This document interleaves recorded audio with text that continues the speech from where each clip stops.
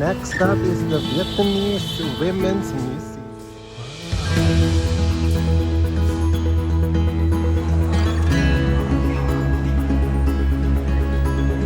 We are now here at Prison Museum.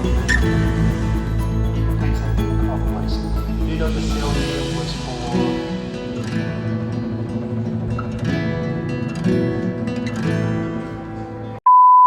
Good morning, mga Frenny! Welcome to another episode of Cheysanity.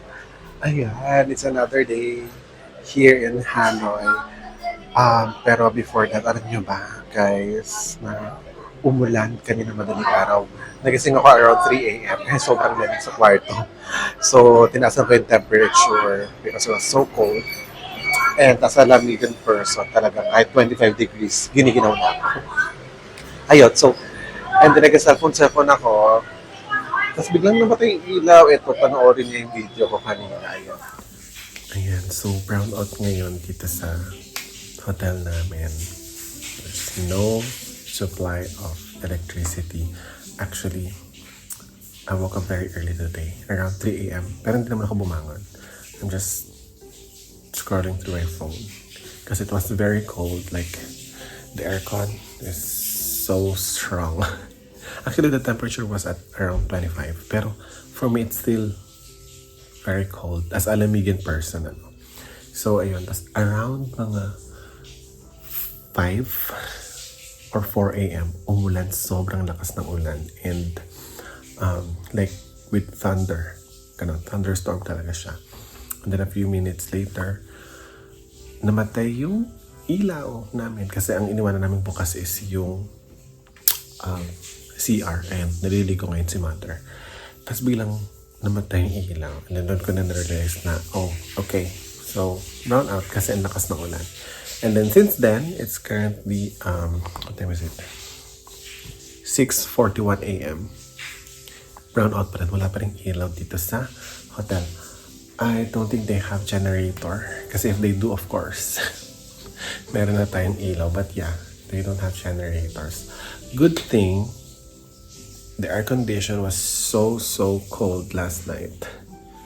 Na-retain pa rin ng room yung coldness. So it's not hot in the room right now. Pero nung naligo ngayon si mother, walang heater yung shower. Of course, there's no electricity, then there's no heater. So ngayon, naliligo siya ng cold water. Anyway, ayun. So, ayan, share ko lang. There's no electricity right now here sa aming hotel. Magpa-prepare na kami kasi we have a tour. Mag-pick up natin is 8 a.m. Tara! Ayun na nga. So, today, meron tayong tour. As I said, hinihintay na lang namin yung tour guide. So, it's a hotel pickup. So, we're currently here at the lobby of the hotel. Ayan, still, without electricity, brown out pa rin tayo, ladies and gentlemen. So, ang pickup time is 8 a.m. to 8:05 a.m. It's currently 7:49 a.m. So, we still have few minutes to wait. Dito na kami nag-breakfast actually, ayan. Nag-convenient rent kami. We went to Circle K. Pero, when we went inside, hindi pa daw sila buka. Sabi niya, we're not open yet. 24 hours sa Circle K, nakalagay doon. 24 hours, just like 7-Eleven Family Mart. Pero I don't know, baka maintenance sila kapag Monday. I don't know. May isa pang Circle K sa kabilang block. Pero may nakita namin parang banh mi na restaurant. So, bumuli kami na ng banh mi. Ayan. Ito siya. Ayan. Ito siya. Tapos we had our coffee. Ayan, so we'll just wait for our tour. Pagdating, update ko kayo. Good morning! Thank you!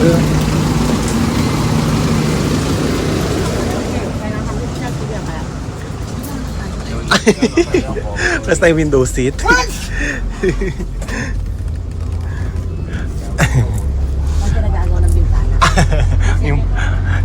We both want to be on the window seat, so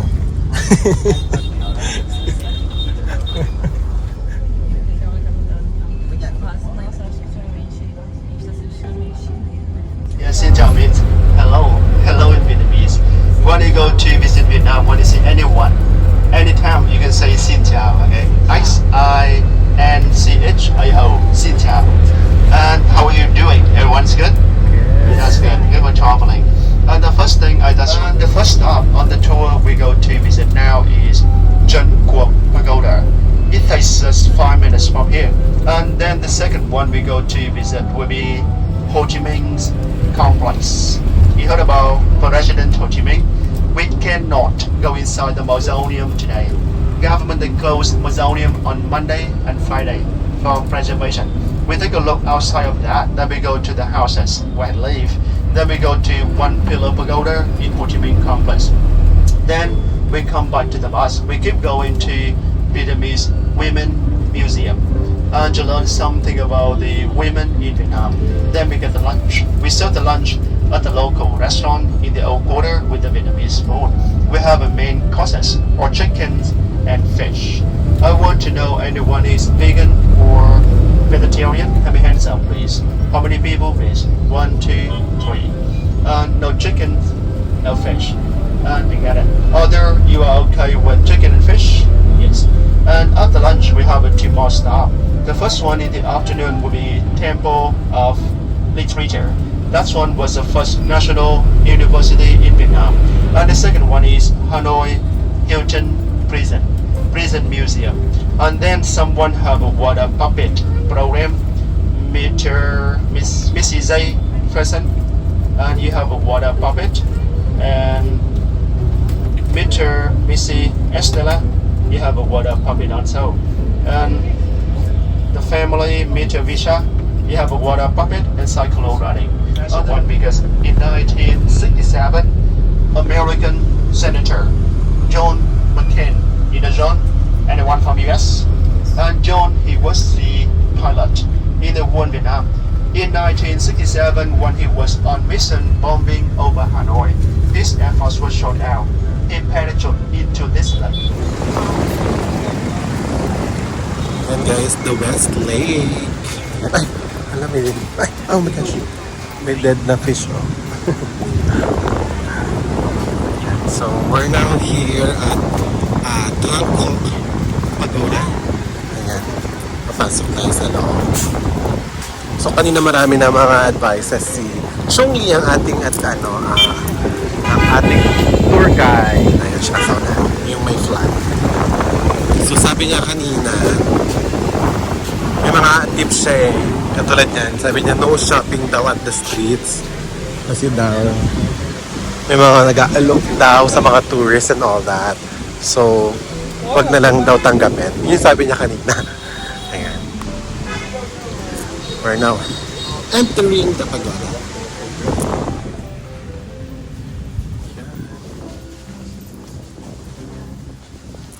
Oh, makinig ka sa lesson na may quiz mamaya. Excuse me, ladies and gentlemen. Now please stay here with me the few minutes. I would like to give you some information about pagoda, and then after that, I give you the terms to take a walk around here. You can go in there later. Everyone can hear me? And excuse me, ladies and gentlemen, you remember I mentioned before, this one the first stop on the tour we go to visit. The name of this pagoda is Trấn Quốc. You remember? Trấn Quốc. Trấn, T-R-A-N. Quốc, Q-U-O-C. Trấn means protect. Quốc means the country. Trấn Quốc means pagoda protected the country in the past when invader occupied Vietnam. You know this pagoda is the eldest pagoda in Hanoi, not in Vietnam, in Hanoi. Original construction of this pagoda was built in 6th century by a Vietnamese king. Original building was built beside the river about 1 kilometer from here, but that building was destroyed by the tide from the river. The building is right here. This one was rebuilt in 17th century. Nowadays, pagodas located beside the West Lake. You remember I mentioned before the West Lake on the bus, the biggest one in Hanoi. I also told you the different things between the temple and pagoda. You remember? This one is pagoda. So later when you go in there, you see the Buddha statue in there. You see the monk living inside here. And the next one, I want to show you right here. Please take a look at the main door there. You see on the ground there, have a 1 needle step. Every temples, every pagoda, if you want to come in, you have to step over a little step at the main door like that. Because when you're doing that, you need to bow down the knees to make the head down like this. Mean we have to pay the respect. We show the respect to the Buddha, show respect to someone who the worship in the temple in our country. That's why we have one step at the main door like that. And the next one, please look at that on the top of the building there. You see the ladder up there? Anyone understand it? Someone can, right? But someone cannot. Me too. I cannot read that. I just know, that one is the name of the pagoda, but not written in Vietnamese. You see the letter up there look like Chinese, right? We call that one is Sino-Chinese. That's one is not 100% Chinese. That's one we call Sino-Chinese. Similar Chinese about 50 or 60%. Nowadays, when you go to the temples, when you go to pagoda in Vietnam, you see many letters like that. Because in Vietnam, before 17th century, we did not have Renaissance language. We could speak, but we could not write down what we spoke before that. So before 17th century, we borrowed Chinese, but we changed some character from Chinese. We created the new language from original Chinese, and we call the new language is Sino-Chinese. And we use them before 17th century. But nowadays, our language in the Roman alphabet letters, you remember my name? And because in 17th century, two missionaries, they came to Asia from Europe because they wanted to bring the Western culture to Asia. When they came here, they sort of borrowed Chinese. They created the new language from original alphabet letters, A, B, C, D, E. That's why our language nowadays in the international alphabet letters like that, in the Roman alphabet letters. And nowadays Vietnamese people, we go to the temples, we go to pagoda twice per month. We use lunar calendar for that. You heard about lunar calendar? In the solar calendar today it is September 16th, right? But in the Vietnamese calendar today is still August 14th. When the people come here, they try to bring the offerings with them. You heard about the offerings? Offerings sometimes are the food, the water, beer, cookie, the cake or something like that. The vegan food. We offer Buddha something like that because we believe when we give something, we get the good luck, such as the happiness. Sometimes the offerings not only the food, sometimes offerings like the money. The real Vietnamese currency they put into donation boxes. And the fake money, you heard about fake money. The people burn them away inside the house there because they believe even when they give Buddha the fake money, Buddha give them the real money later. And sometimes offerings like the animals. At the main gate, normally you will see the vendors that sell the little fish, little turtle, little bird, eel in the cage. Buddhists buy animals, something like that, and then they pray to the Buddha statue. After that, they release animal into the water. Fish, turtle, eel in the water, and bird in the air because they believe when they support animal to get freedom, they get the good luck. But they don't know vendor will recatch animals again, resell them again, right? Recycle business. So I'm not sure that one is good or not. I mentioned before inside pagoda, you see the monk. The monk live inside here, whole life, until they pass away. When the monk pass away, the people cremate the body of the monk. After cremation, they build stupa, the tower, the tower, to keep the ashes remain of the body there. I will take you to the garden to see stupa later. In Vietnamese culture, we don't want to cremate the dead people, or most of the people want to be buried because in Vietnam we believe in reincarnation. We believe when we pass away, we go to the other world. If we cremate the dead people, they will get hot. But now there is no land left. The city, the country, or crowded. If we don't have any choices, we have to cremate the dead people. But almost of our generation want to be buried when they pass away. You heard about Buddha? Buddha in the banyan tree family. In 1959, the Indian president Prasad came to visit Vietnam. He offered President Ho Chi Minh the tree there. The people planted the tree at the garden of the pagoda. At the first moment, it was only 1 meter high. But since 1959, it's grown up manufactured to become the big tree like this.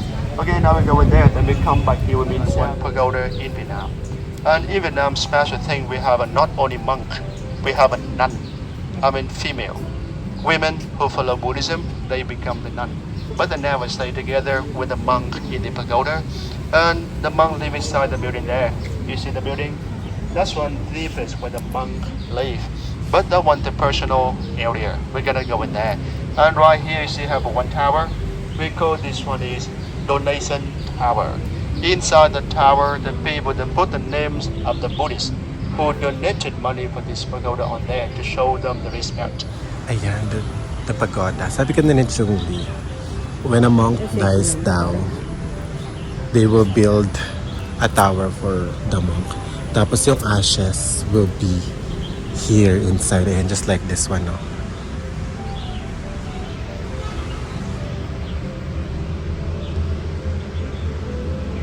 So, this is a tomb of a monk. Ayan. That's a tomb of a monk. Ito rin. Tomb din siya. So, basically, these are all tombs of the monks who lived and died here. Ayan. And there's another one. Let's check. Ayan, o.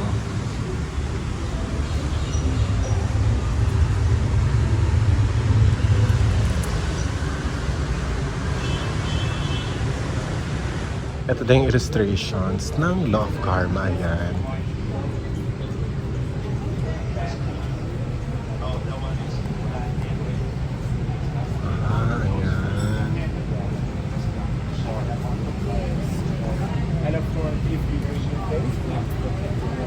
Kunyari, ayan o, kunyari ito, may isa example nito, tingnan natin. Kapag hindi ka daw sports, ayan, na-karma siya, napilay siya. Diba? Kapag ayan, kapag kumain ka ng healthy, tatanda ka ng healthy. So, ganun yung mga karma. Ayan. Ganun yung karma. Okay, very nice. Ayan, tingnan natin dito. Ito yung West Lake. May pomelo. This is the biggest lake daw here in Hanoi.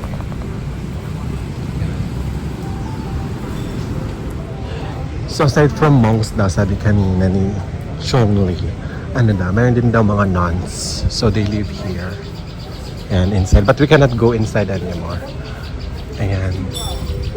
Ay, hello. Oh, very relaxing. Oh, look at the condo. May water.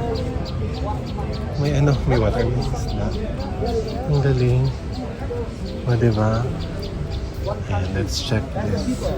Respect the monk. They build the spirit.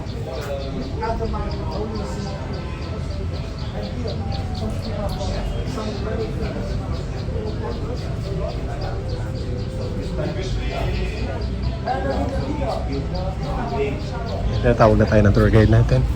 Ayun na siya.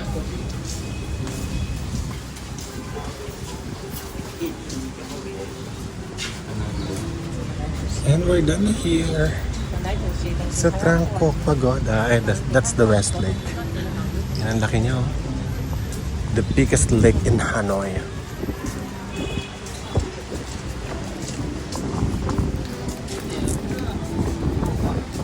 Learn how to write, how to read, because one stupid country, that's a country nobody know how to write. Yan, nandito na tayo sa security. There's security control muna bago tayo makapasok ng Ho Chi Minh Complex. Ayan, nandito tayo sa loob ng Ho Chi Minh Complex. So the total area of this complex is of 14 hectares. Yes, that's how big Ho Chi Minh Complex is. And ayan yung tomb ni Ho Chi Minh. There. So Ho Chi Minh is the first president of Vietnam. Kanina sinabi sa amin ni Chung Lee. Ayan. Sabi niya, he led the revolution against the French. Kasi Vietnam was under a colony of the French people before. Ayan. Ang laki niya. Ang lawak. And then, yung mga buildings na yan, ayan, those buildings, they are built by the French. And then when they left, the Vietnamese people took over.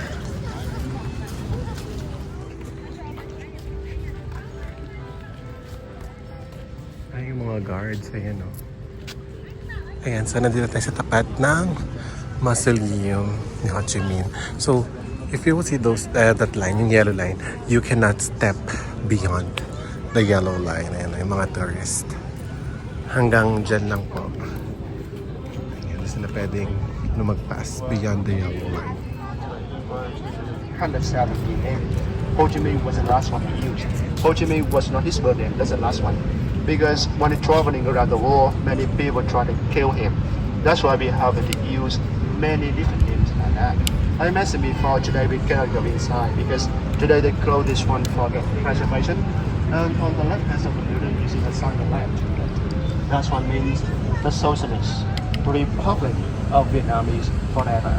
Another one on the right hand side there means President Ho Chi Minh always living my life. We think he never passing away. And the building there, you see the big building, and that one is Parliament Building. Government Parliament Center, 495 members. They work there. They have a meeting there twice per year. And the building on the left hand side is yellow building with a red top. That one is the head office of Vietnamese Communist Party. In Vietnam, only one party, Vietnamese Communist Party, headquarters of that. Everyone done the picture? Anything else want to do the picture? When it's done here, we keep going. I forgot my shades sa hotel, so I cannot see. Sobrang init, but that's fine. Again, I'd rather choose this weather than umuulan, than raining. Kasi earlier it's raining eh. So, fortunately, we were blessed by a very good weather. Ayan, the Ho Chi Minh Mausoleum. Sabi ni Chung Lee, ayan, the letterings that reads Chu Tik Ho Chi Minh. Chu Tik means President Ho Chi Minh. And yung mga letters, they are made from red ruby stones. Oh, very nice.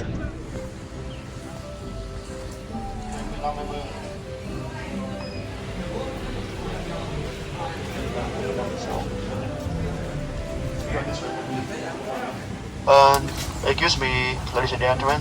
Everyone can hear me? Now please stay here with me a few minutes. I would like to give you more information about President Ho Chi Minh. You remember, I mentioned before, he spent 30 years moving around the world. You remember? I mentioned before, he returned in 1941 and he led Vietnamese people to do revolution towards the Japanese, and he declared independence on September 2nd, 1945. Ang ganda na sa part na to, oh. Garden. Hindi na mainit. It's cooler here because there's a lot of trees. The left and the right. Ayan. So, most of the buildings here sa Ho Chi Minh Complex are yellow. Color yellow. Because, according to our tour guide, sabi niya, when the French built these structures, they colored the buildings yellow. Kasi ang yellow daw, the yellow symbolizes luxury. Yun. Yan ang sabi. Ayan, kaya ang daming yellow.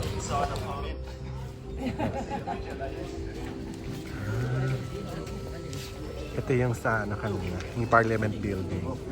Ayan, ang itsura sa loob.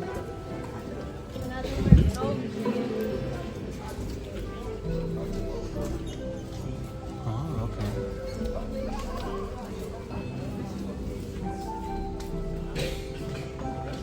Oh, look at that. This one is of course Yanich, President Ho Chi Minh. When he was alive, he had 3 cars. You see the big one there? And the second one, 2 of them were the Russian brand. 2 of them was given by Soviet Union government. And the last one here, French brand, Peugeot, was given by Vietnamese community for resident in France. But when he was alive, he was so simple man.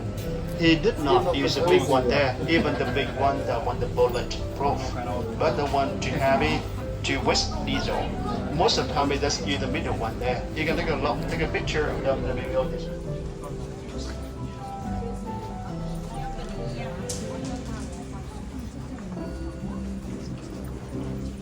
Live inside here for years, from 54 to 58.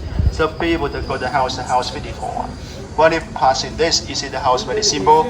There are 3 rooms in there. The first room was his bedroom. Only have a 1 single bed, with a ceiling fan on the top. Look guys, So according to our tour guide, ayan, those are roots coming out of the ground. Ayan. From the main tree. Ah, ito pala. That's the main tree. And that's its roots coming off the ground up until there. Oh, we're now here at the Stilt House. Ayan, oh. This is where Ho Chi Minh stayed down and lived. Kasi ayaw niyang tumira doon sa the president's house. He doesn't want to live there because Chung said that according to him, he doesn't want to live in that house because that is built by the blood of thousand Vietnamese before. So ayaw niya doon. So this is how simple President Ho Chi Minh lives before. Ayun lang. Yan yung office niya. And then, the very simple room inside. No aircon. Just an old electric fan there. Ayan siya. This is his house. Here naman is the one pillar pagoda. Ayan. And this is older than the rest of the structures here in Ho Chi Minh Complex. Tinayo daw siya ng originally 1054 by the king. Kasi during that time, the king cannot conceive an heir to the throne. So, a son, kanyan. And then one night, he dreamt about the female Buddha daw. And then after that, the queen conceived a boy. And because of that, he built this one pillar pagoda. Ayan. To thank the female Buddha for giving him son. Ayan. And right now, or according to the tradition daw, couples who cannot conceive a child, pupunta daw sila here, and then after that, parang it's like Binondo in the Philippines where, is it Binondo? Ubando, not Binondo, ano ba yan? Ubando. So in the Philippines, we have Ubando. Here in Hanoi, they have this. So if the couple daw cannot conceive a child, they will go here and then pray for them to have a child. Ayan, grabe. 1054 yung original structures, but it was destroyed by the Chinese, and then it was rebuilt, and then in 1954, it was destroyed by the French and rebuilt again the next year, 1955. And it stood since then. Crossing the street as a group. Ayan. So we're done now with the Ho Chi Minh Complex. Pabalik na tayo ng ating van or coaster. We stay here to wait for our bus driver about 15 or 20 minutes, please. Because near the political area, our bus driver is not allowed to park here. So you need to come back here. You remember I mentioned before about the Agent Orange. You remember? Yes. Agent Orange was used in Vietnam during 10 years. And now there are over 3 million Vietnamese have been affected by the Agent Orange. Government in Vietnam were trying to sue American. She sued the factory from New Zealand who made the Agent Orange to get the payment for the handicap, but not reached that yet. When waiting for that, government in Vietnam, the shop called handicap, by the way, they make for them the workshop like this. Everywhere in Vietnam have one center like this. If the handicap still healthy, they are victim of the Agent Orange, but they're born when the war's on. And they are the third generation after the war. If they're still healthy, they come here to work for government. Ganda guys, oh. Ah, this is tray. Tray pala siya. And then placemat. Vases. Our next stop is the Vietnamese Women's Museum.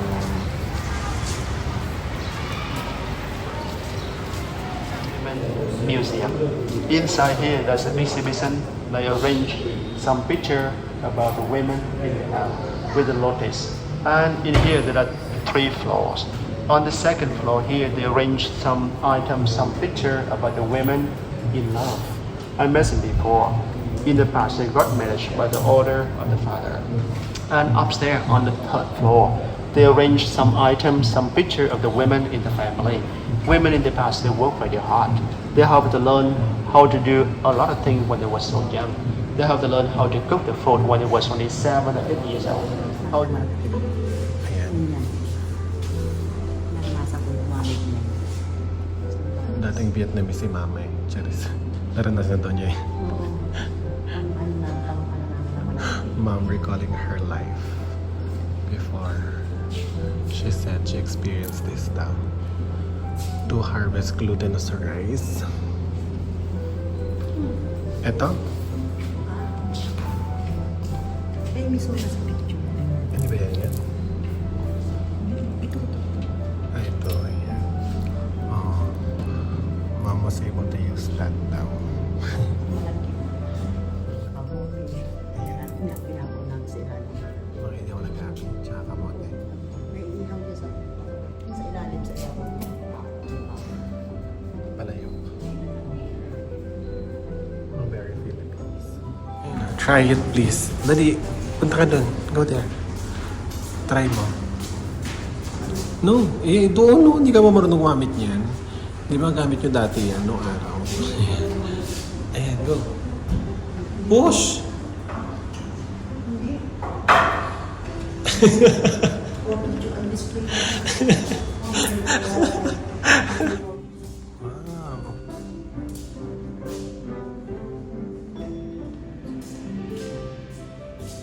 Ganda.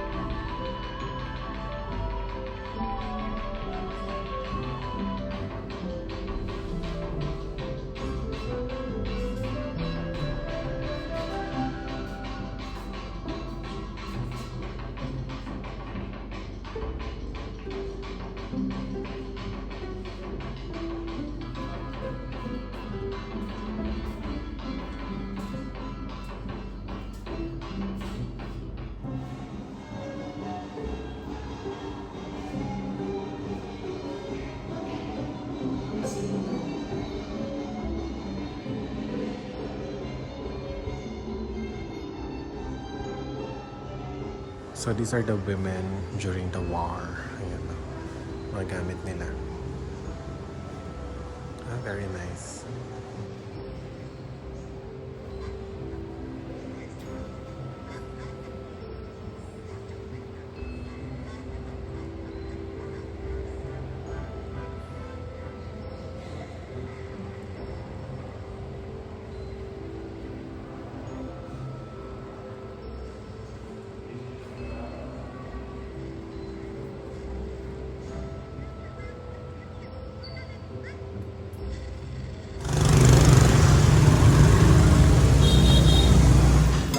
Ayan, let's have our lunch. We have tofu.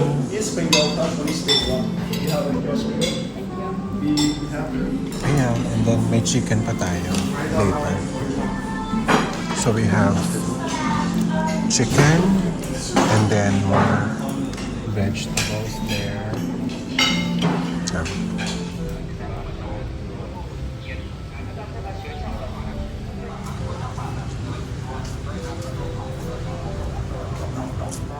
I mentioned before, this one is a complex of two parts. The first one is one temple, and the second part was the university, you remember? And I also told you the temple was built in 1070, and it was dedicated to Confucius. And the university was built in 1076 for the noble class. And now there is nothing you there. Behind you see. And you know that building was built in 1805. It was designed this way, square shape, 4 circle windows at the 4 corner, because in the science belief, scientists, they thought that the sky had the circle shape, ground had the square shape. When the people designed pavilion in square shape and 4 circle window, they thought it on their best knowledge.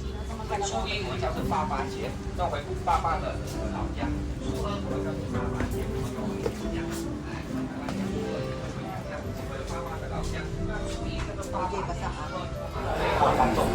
We will touch it daw for knowledge. At saka health. Ay, parang gano'n. Ay, hala, gumagalaw. Ay, gumagalaw. Yeah. You will touch it daw for knowledge and health. The crane and then the turtle.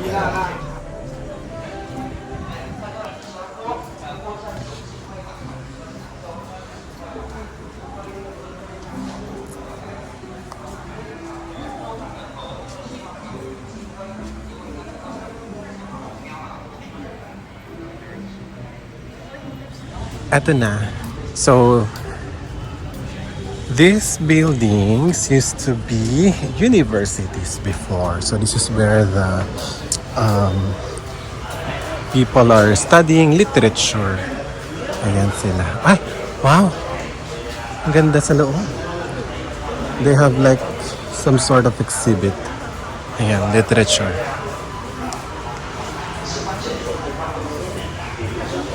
Okay, let's see. Ito yung statue ng teacher. I forgot his name. Pero ayan siya. Van na lang yung natandaan ko sa name niya. I forgot his name. But there's a Van on his name. Ayan siya. Yung teacher ng literature. Ayan, akit tayo sa second floor. Look at the structure. Oh.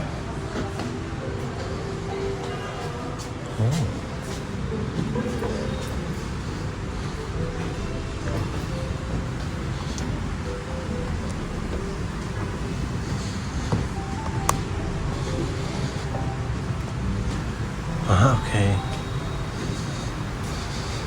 I think tatlong king. The three kings who built the temple at saka yung nag-build ng first stones here. Ayan sila, the first three kings. We are now here at Prison Museum.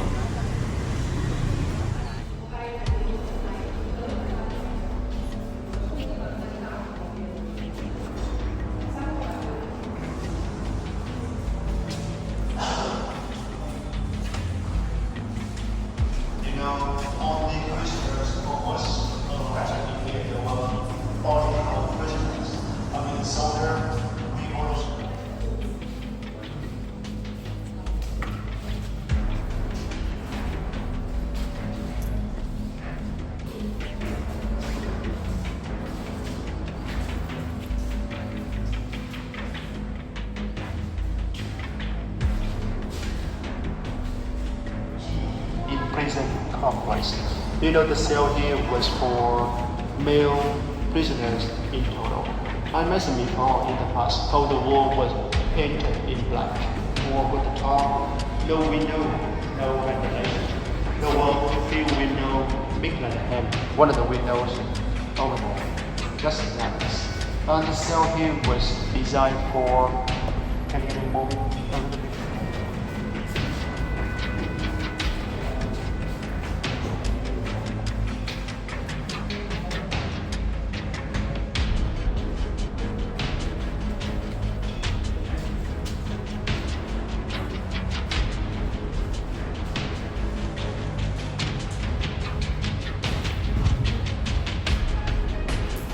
This is the female prison. Ayan. Ayan. So this is the guillotine that the French use to torture the Vietnamese. Shook.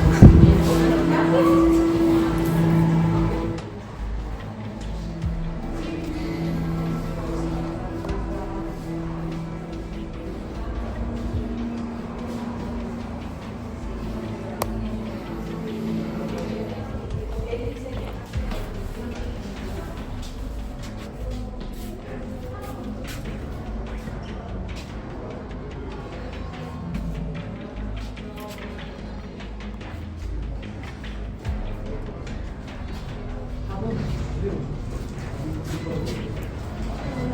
my gosh, nakakatakot. So this is a prison cell. So, dyan kakalog yung paa. Mag-ibigyan mo. So ayan, ganito yung itsura nila dati. They will put their feet here. Kita ko. And then we cannot move. Like that. Still hope you enjoyed the tour with us. You enjoy it? Hope everybody feel happy with us today. And for our last stop, guys, the water puppet show. So this is the schedule, the time. Ayan. Just check it, guys. Screenshot. The time of the shows and then the price. Ayan. Ticket prices and weekly show schedule. You can stay here to wait. It will open by 4 o'clock. After the show, you don't need to go back here with me. You just go back to the hotel by yourself. You walk back to the hotel. You know how to go back to the hotel? Yeah. Yes. Okay, I will not wait for you after the show. Okay? Okay, thank you, Chu. Bye-bye. Okay na pala. So, 4:10. Hinatid lang niya kami.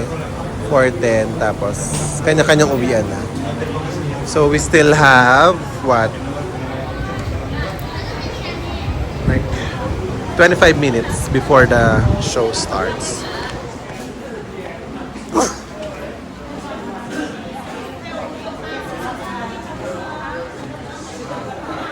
So, may seat number tayo.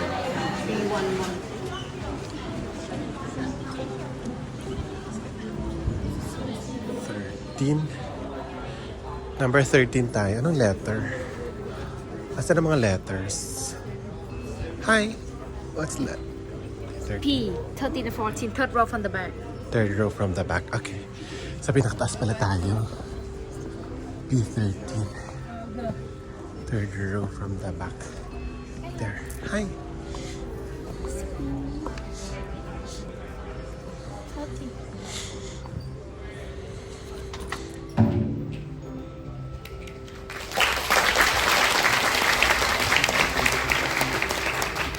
To start the show, we would like to invite you to enjoy the Vietnamese motorcore solo, which its title is Life in Jungle of a Soldier's Wife.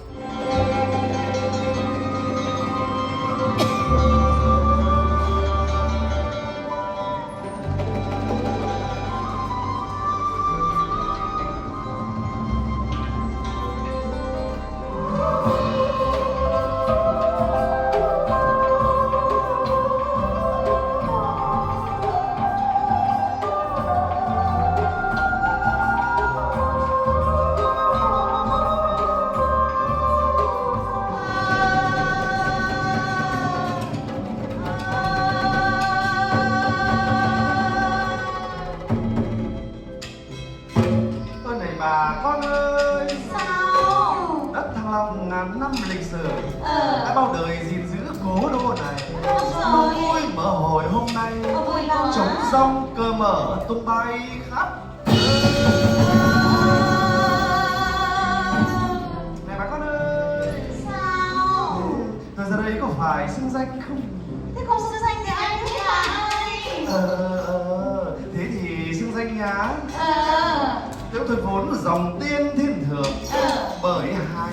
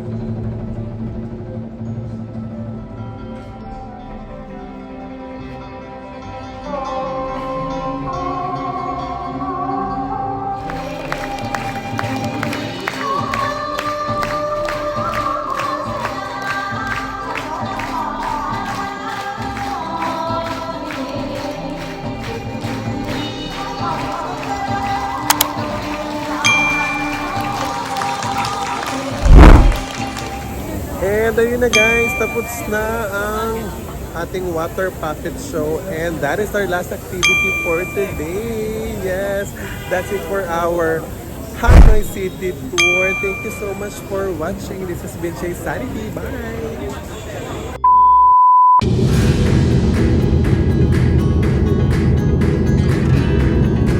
Ito yung Saigon Skyway. Kaya nakaasya namin. Oh my gosh. Ay, papapicture na si Mother. So, happy siya. Look.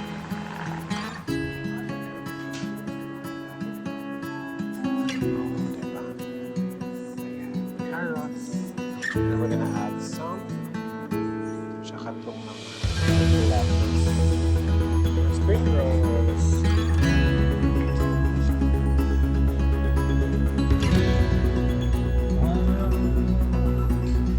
Oh my gosh, guys. Tignan niyo kung gaano kalaki yung kama namin. Mother for reference. Higa ka for reference. Higa ka for reference. Go! Tara!